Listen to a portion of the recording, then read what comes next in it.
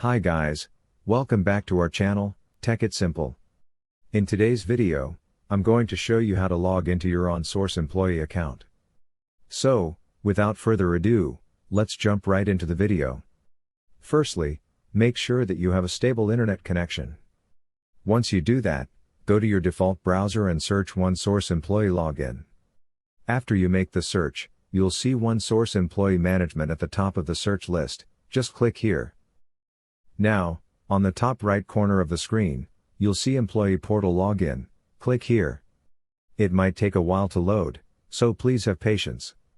Now, as you can see, you are already redirected to the login portal.